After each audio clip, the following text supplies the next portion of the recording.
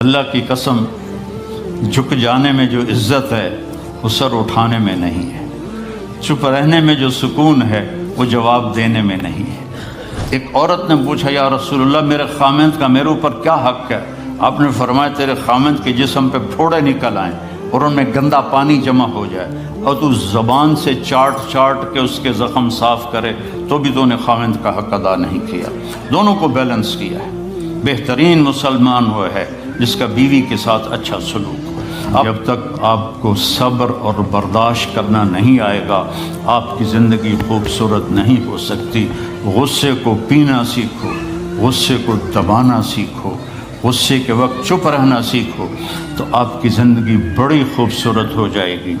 دل دریا سمندروں ڈوبے کون دلانیاں جانے ہو، وچے بیڑے وچے جھیڑے وچے ونج مہانے ہو۔ میرے نبی نے گھروں کو آباد کرنے کا ایک خوبصورت طریقہ بتایا کہ اس زبان پہ قابو کر لو، اس زبان پہ قابو کر لو، خاموش رہنا سیکھ لو۔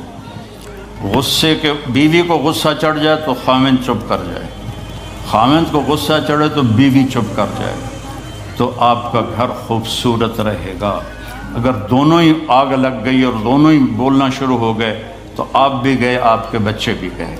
اپنی زبان پہ قابو پانا سیکھو۔ ہماری ایک دھوبن تھی ماسی شریفہ، فوت ہوگی بیچاری، وہ تھی بڑی لڑاکی، چھوٹے قادی آئے تھے، چنگا شرلی پٹاخہ ہے، تو وہ آئی میری بہن کے پاس، کہتی بی بی میریاں نوواں میرے نال بڑا لڑدیاں، لڑتی آپ تھی، میریاں نوواں میرے نال بڑا لڑدیاں، میں نے کوئی تویز دے کہ ساریاں میریاں نوکر بن جانا۔ اب میری بہن کو تو پتہ تھا کہ ماشاءاللہ آپ سوا سیر ہے، تو میری بہن تویز گنڈے کا ہمارے ملک میں بڑا رواج ہے، تو ایسے الٹی سیدھے لکیریں لگا کے نا تو رول کر کے چھوٹا سا بنا کے نا کہا کہ ماسی جب تیری لڑائی ہونے لگے تو یہ تعویذ تم نے یہاں رکھ لینا اور چک مار لینا ایسے، اور اس کو گرنے نہیں دینا، گر گیا تو وہ تیری خیر کوئی نہیں۔ اور اس نے کیا کیا، اس کو چپ کروانے کا طریقہ، تو تعویذ کی تو بڑی اہمیت ہوتی ہے۔ تو ایک ہفتے کے بعد آ گئی، بی بی تو بڑا چنگا تعویذ دیتا، ساری لڑائی ختم ہو گئی کیونکہ ماسی شریفہ چپ ہو گئی۔ تو یہ سب ان عورتوں کو بھی تعویذ دیتا ہوں، ماسی شریفہ والا آپ کو بھی دیتا ہوں، ماسی شریفہ والا تعویذ لے لو، آپ کی زندگی بڑی خوشحال ہو جائے گی۔ اللہ کی قسم، جھک جانے میں جو عزت ہے وہ سر اٹھانے میں نہیں ہے، چپ رہنے میں جو سکون ہے وہ جواب دینے میں نہیں ہے۔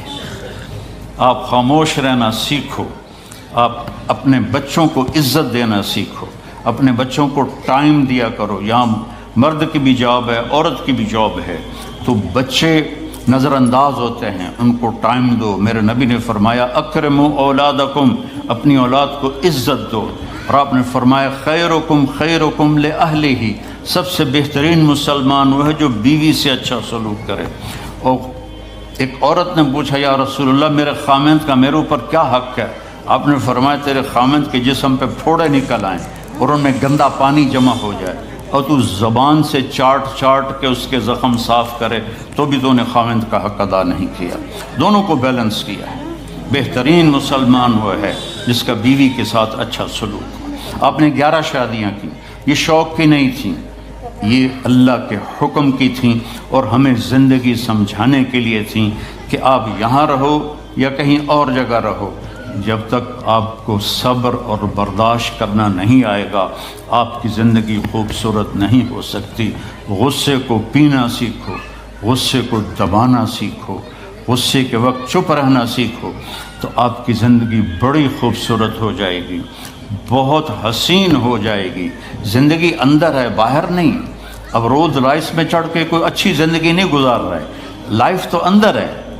دل دریا سمندروں ڈوبے کون دلانیاں جانے ہو، وچے بیڑے وچے جھیڑے وچے ونج مہانے ہو۔ یہ اندر ہے، لائف اندر ہے۔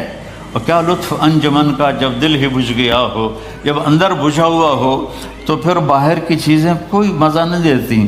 عاصم کے مرنے کے بعد ہمیں کوئی شے اچھی نہیں لگتی، حالانکہ لائف ہر نعمت موجود ہے، سب کچھ موجود ہے۔ میرے بیٹے کا نام عاصم تھا جو فوت ہوا ابھی، جب 36 سال کی عمر میں، تو کوئی شے اچھی نہیں لگتی کہ اندر ویرانی آ گئی۔ یہ اندر میں خوشحالی ہو، اس کے لیے صرف ایک ہی دوا ہے، وہ ہے محمدی بننا اور محمدی اخلاق کو اختیار کرنا، اللہ کے نبی کے طریقے پر چلتے ہوئے اپنی جان سے لڑائی لڑنا۔ ایک ہمارا دوست تھے، وہ تبلیغ میں گئے تو ان کو داڑھی رکھنے کا شوق ہو گیا، اب بیوی ان کی رکاوٹ بنے کہ داڑھی رکھو گے تو مجھے طلاق دینی ہوگی۔ اب وہ کافی دیر بیچارے سوچتے رہے، ایک دن ان کو ترکیب سوچی، آ کے بیگم سے کہنے لگے میرا جی چاہ رہا ہے کہ میں دوسری شادی کروں، لیکن میں سوچتا ہوں پہلے داڑھی رکھوں یا پہلے شادی کروں۔ تو ان کی بیگم نے کہا پہلے داڑھی رکھ لو، پہلے داڑھی رکھ لو۔ تو ایسے اپنی بیگمات کو مناؤ پیار محبت سے۔ عزت تو نبی کے طریقے میں ہے، نبی کا طریقہ چھوڑ کے۔ میرا والد مجھے ڈاکٹر بنانا چاہتا تھا، تو آج میں یہاں کھڑا ہوتا، اگر میں ڈاکٹر ہوتا، میرا چھوٹا بھائی ڈاکٹر ہے، بہت اعلیٰ ڈاکٹر ہے، تو میں یہاں کھڑا ہوتا۔ مجھے یہاں میرے نبی کا طریقہ لے کر آیا ہے، میرے نبی کی سنت لے کر آئی ہے، میرے نبی کی زندگی لے کر آئی ہے، اور آپ جس محبت سے تشریف لائے ہیں اس کے پیچھے میرے نبی کی زندگی ہے۔ تو اللہ کی قسم، عزتوں کا خزانہ ہے میرے نبی کی پاکیزہ زندگی۔ تو آپ نے ہمیں پوری زندگی گزار کے دکھایا۔ حضرت عائشہ کی دلداری فرما رہے ہیں، عائشہ انہو لیہون علی ان اریتک زوجتی فی الجنہ، عائشہ مجھے تو جب سے پتہ چلا ہے تو جنت میں میری بیوی ہے، میرے لیے تو مرنا ہی آسان ہو گیا ہے۔ بھلا جس نے رب کو دیکھا ہو اس کے لیے کسی اور کی حاجت رہ جاتی ہے؟ باقی یہ صرف دلداری کے لیے تھا۔ ایک دوسرے کی تعریف کرو، ایک دوسرے کے لیے اظہار محبت کرو۔ آج کا ماحول ایسا ہے، بیگم سے کہو گے آئی لو یو، کی خیر تو ہے کی ہے، وہ تم سے کہے گی آئی لو یو تو تم بھی پوچھو گے خیر تو ہے، کوئی چکر تو نہیں آ رہے۔ اظہار کرو، اظہار محبت کرو، اس سے آپ کے پاؤنڈنگ ہوگی۔ اولاد کو ماں باپ سمجھتے ہیں بس ہماری اولاد ہے، ہمیں ان سے پیار ہے، ان کو عزت دو، ان سے اظہار محبت کرو۔ ڈاکٹر عبدالحی صاحب ایک بڑے بزرگ گزرے ہیں، وہ اپنے ایک مرید کے ہاں کھانے پہ گئے تو پوچھنے لگے کھانا کس نے بنایا؟ تو مرید نے کہا جی میری بیگم نے بنایا۔ کہا اس کو بلاؤ۔ ان کی بیگم آ گئی تو فرمانے لگے بیٹی آپ کا کھانا کھایا بہت ہی اچھا تھا، بہت مزے کا تھا۔ وہ رونے لگی دھاڑ دھاڑ۔ تو وہ ڈاکٹر صاحب پریشان ہو گئے کہ بیٹی خیریت تو ہے، کیا ہوا؟ تو وہ کہنے لگی حضرت آپ کے مرید کے پاس مجھے 30 برس ہو گئے، 30 سال، کبھی ایک دن اس نے میری کسی چیز کی تعریف نہیں کی۔ تو اظہار کرو، اظہار کرو۔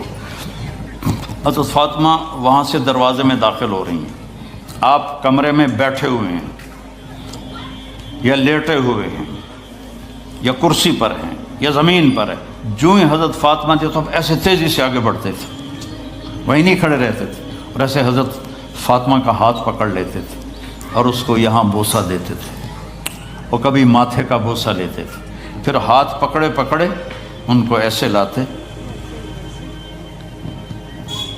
اور چارپائی پہ بٹھاتے، اس کے بعد خود بیٹھتے تھے۔ یہ میرے نبی کی عزت ہے اولاد کے ساتھ، یہ عزت دو، وہ تمہارے رہیں گے، تمہارے بن کے چلیں گے۔ ان کو نصیحت کی ضرورت نہیں ہے، ان کو تمہارے پیار کی ضرورت ہے۔